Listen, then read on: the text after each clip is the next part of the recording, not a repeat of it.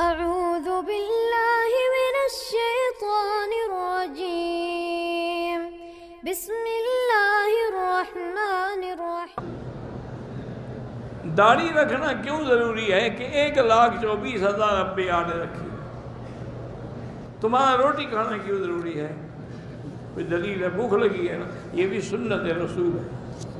جب حضور پاک نے رکھی ہے، انبیاء نے رکھی ہے، پھر پوچھنے کا کیا معنی ہے کہ کیوں ضروری ہے؟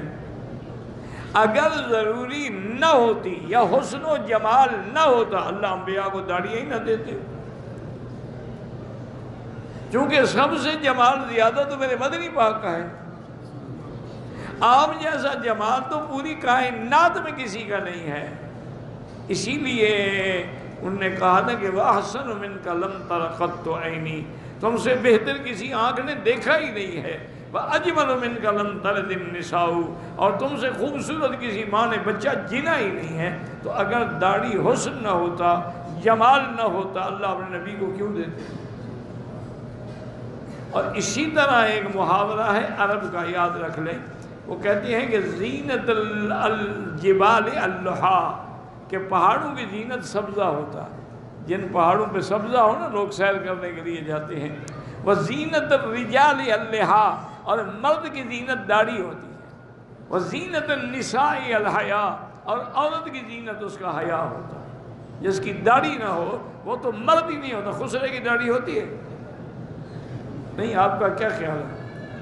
عورت کی ہوتی ہے؟ تو آپ اگر مرد سے خسرا بننا چاہتے ہیں، تمہاری مرضی، ہمیں کیا تکلیف ہے؟ لیکن ایک بات ہے، ایک دفعہ منڈاؤ گے تو گناہ صغیرہ ہے، جب بار بار منڈاؤ گے تو کبیرہ ہے۔ جب کبیرہ بار بار کرو گے تو انسان فاسق بھی ہو جاتا ہے، فاجر بھی ہو جاتا ہے۔ اس لیے داڑھی منڈانے والے کی نہ اذان جائز ہے، نہ اس کو امام بنانا چاہیے۔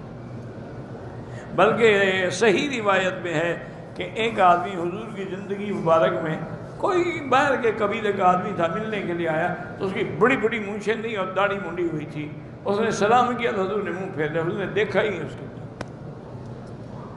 اس سے بعض علماء ڈرتے ہیں، وہ کہتے ہیں کہ اگر قیامت میں حضور نے منہ پھیر دیا تو پھر کیا ہوگا؟